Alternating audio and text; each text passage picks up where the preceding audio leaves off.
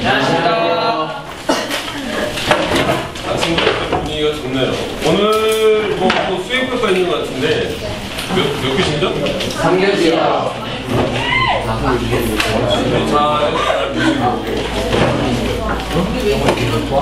어제 얘기한 오늘부터 저녁 때 이제 남아서 공부하는 분위기 어제 자습시간이 아니죠? 어제 끝날 때 얘기했으니까요.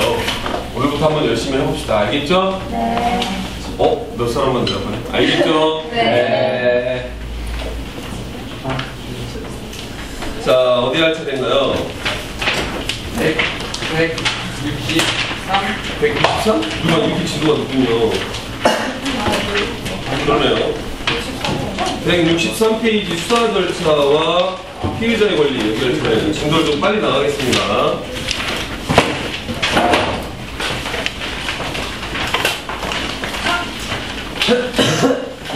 자, 범죄가 발생하면 국가는 범죄자에게 형벌을 부과하기 위한 일정한 절차를 거치는데 그 절차를 규정한 법이 형사소송법입니다.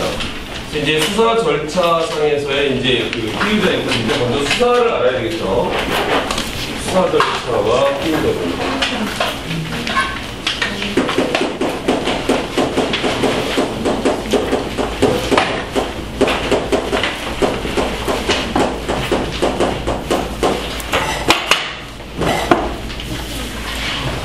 먼저 이제 수사라고 하는 것은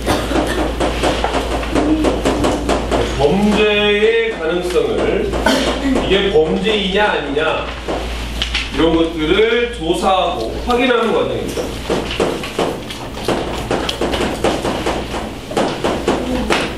이게 범죄일까 아닐까 이것을 확인하는 과정입니다. 예를 들어 선생님 수업을 들어왔는데 선풍기가 떨어져 있어. 이거 누가 그랬어? 라고 물어보는 거는 뭐예요? 수사하는 과정인 거죠. 지가 알아서 떨어졌는지 아니면 누가 장난치다가 떨어뜨린 건지. 그렇죠? 국가가 형벌권을 행사하는 첫 단계는 수사이다. 수사는 범죄가 저질렀을 가능성이 있을 때 실제로 범죄인지 여부를 확인하는 활동이다. 이때 수사의 대상이 되는 사람을 피의자라고 합니다. 뭐라고 한다고요? 피의자. 우리 교실에서 장난을 제일 많이 치는 사람이 누구죠? 장난을 제일 많이 친다, 우리 교실에서. 얘는 좀 장난 심하다. 건아. 건아가 동건이. 너는 손속에서. 건아 또 잘해요. 일어서 뒤로 핫. 너는 건아 지금 던전 깨고 있어. 피로도 샀어. 자, 이런 사람들을 피의자라고 하고요. 그리고 이제 이 수사 과정에서 검사는 체포, 구속, 압수 이런 강제 처분을 하기도 합니다. 수사 과정에서 검사는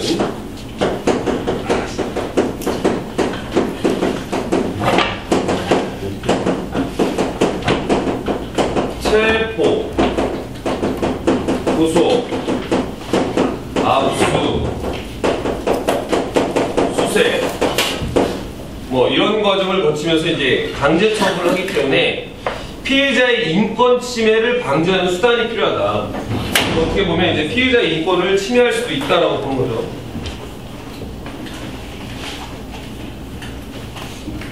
피해자의 인권을 침해할 수 있다.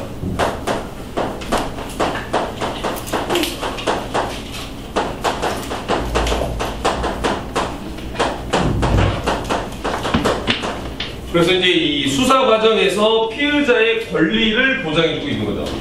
뭐를 예방하는 겁니까? 이거를 예방하는 거죠. 피해할 가능성을 예방하기 위해서 뭐가 필요하다? 수사 과정에서 피의자의 권리는 무엇이냐? 피의자가 가지고 있는 권리. 우리 이제 교과서에서는 무죄 추정의 원칙, 진술 거부권, 변호인의 도움을 받을 권리라고 되어 있는데요. 먼저 이제 무죄 추정의 원칙이란 죄가 없다고. 그렇죠. 죄가 없다라고 추정하는 겁니다. 우리 반에서 장난을 누가 제일 많이 친다? 제일 좀 장난이 심하다. 얘 좀 에바다. 건아야 나가라니까 그냥 엎어 자네요. 와. 와. 10점이야 벌점. 건아야 일어나. 잠깐 들어갔어. 수업 들으세요.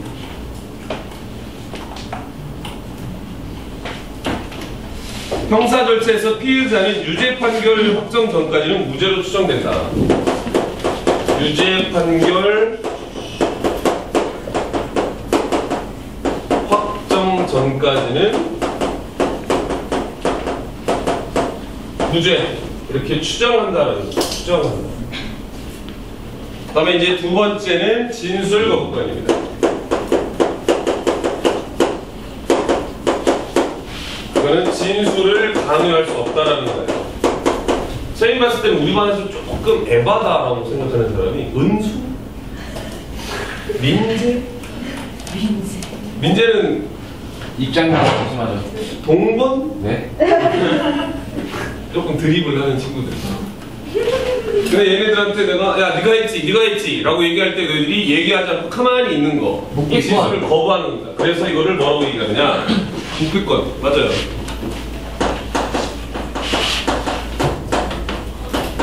묵비권이라고 얘기합니다. 그다음에 세 번째는 변호인의 도움을 받을 권리예요. 너희들이 아무래도 이제 법률가 어떤 법률적 지식이 없을 수 있기 때문에 변호인의 도움을 받으면 법률에 대한 도움을 받을 수 있죠.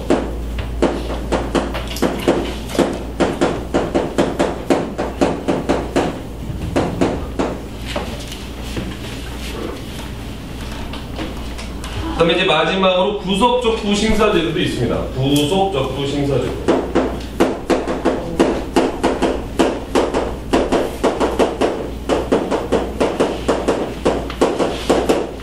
구속 여부가 합법한지 하나 필요한 것을 이제 얘기하는 거죠. 이 구속은 무엇으로 하는 겁니까? 뭐가 있을 때 구속할 수 있죠? 우리가 앞에서 배웠는데요. 영장이 필요하죠. 영장이 필요한데 이 구속의 적법성, 구속이 꼭 필요했느냐, 법적 절차를 지켰느냐, 그리고 필요했느냐, 이것을 확인하는 겁니다. 어디에 요구해서? 법원에 신청해서 확인하는 거죠.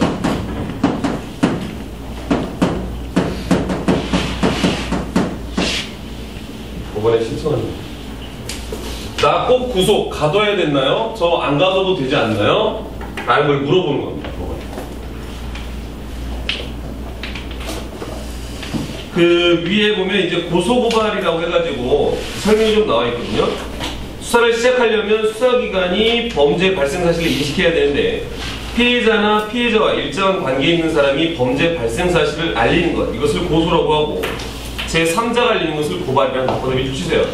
피해자나 피해자의 일정한 관계가 있는 사람이 알리는 것을 고소, 관련이 없는 제3자가 알리는 것을 고발. 용어의 차이가 있죠.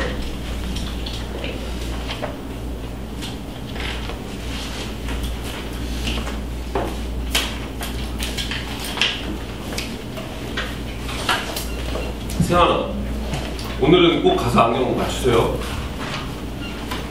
알았죠? 내일부터는 필기해야 됩니다. 필기 전혀. 세상 읽기 진술거부권을 알리지 않았다면 이거는 같이 한번 읽어봅시다. 진술거부권이 있음을 알려주지 않고 받아낸 진술조서는 거기다 밑줄 위법하게 수집된 증거로서 증거 능력이 없어 유죄의 증거로 쓸 수 없다. 재판부는 판결문에서 형사소송법이 보장하는 피의자의 진술 거부권은 헌법이 보장하는 형사상 자기에 불리한 진술을 강요당하지 않을 권리라고 하면서 검사가 최 씨의 진술을 듣기 전에 진술 거부권이 있음을 알린 사실을 인정할 만한 아무런 자료가 없으므로 위법하게 수집된 증거로서 증거 능력이 없다. 거듭 있죠. 증거 능력이 없다. 따라서 피고에 대한 유죄의 증거로 사용할 수 없다라는 거죠. 아이고 우리 회장 왔네. 박수 한번 쳐주시죠.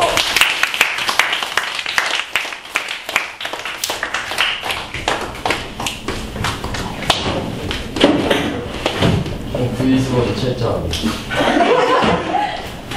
유리를 깡통했다. 이제 수업 시간에 안 자겠네. 수업 시간에 잤어요? 지금 수업 시간에 잘 안 자. 수업 시간에 안 잤어요? 요즘 공부해요, 조용히. 지금 요즘 공부해요. 하식스 맨날 여자 시겠어요. 학식스 많이 먹으면 몸에 안 좋아. 보자 되는 거야. 보자 돼 보자. 왜요? 그거만 하고 정자 감독해요. 그거 그렇게 했는데? 하식스 먹으면 정자. 처음에 6,000mg를 먹었어. 자세 이제 이용. 나 먹어본 적이 한 번도 없어서 그게 효과가 좀 있나요? 먹으면 좀 근데 그거 속 새벽에 잠이 안 오는 건데. 아니 졸리긴 한데 눈이 안 감기는 거야. 자, 보세요. 저랑 소부도 안 했어. 그건 참 대단히. 163페이지 빨리 보세요. 자, 진술과 법관리 알리지 않은 상태에서 자백을 받은 것은 무엇이다? 위법한 증거다. 따라서 증거 능력이 있다 없다. 이제 적법 절차의 원리를 또 강조하는 겁니다. 자, 64페이지로 넘어갈게요. 미란다 원칙. 자, 당신은 묵비권을 행사할 수 있고 변호인을 선임할 권리가 있습니다. 당신의 모든 발언은 법정에서 불리하게 작용할 수 있습니다. 이게 지금 유명한 그 미란다 원칙에 대한 내용인데요. 그걸 한번 또 같이 한번 봅시다. 1963년 3월 미국 애리조나주 피닉스시 경찰은 멕시코계 미국인 에르네스토 미란다, 아니죠, 멕시코계 미국이니까 흑인 맞죠. 이 21살을 납치, 강간 혐의로 체포했습니다. 납치해서 강간했다는 거죠. 피해자는 경찰서로 연행된 미란다를 범인으로 지목했어요. 그러니까 영화 같은 데 보면 나오죠. 그러니까 용의자들 쫙 세워놓고 그 피해자 안 보이는 상태에서 이렇게 지목하는 거. 그렇게 해가지고 이제 그 미란다를 지목하니까 미란다는 변호사도 선임하지 않은 상태. 보다 밑줄 치세요. 변호사도 선임하지 않은 상태. 그러니까 변호사의 도움을 받지 못했죠. 2명의 경찰관에게 조사를 받았다. 미란다는 처음에 무죄라고 주장했으나 약 2시간 동안 신문을 받고 나서는 범행을 인정했어요. 그리고 범행을 자백하는 자술서도 제출했습니다. 내가 했습니다라는 쓴 거죠. 그러나 재판이 시작되자 다시 무죄를 주장하며 진술서의 법적 효력, 그다음 밑줄, 진술서의 법적 효력에 이의를 제기했다. 1966년 미국 연방 대법원은 이 재판인 게 그 위로 올라간 거죠. 신급제도를 통해 가지고 이제 3심까지 간 거야. 연방 대법원은 5대 4의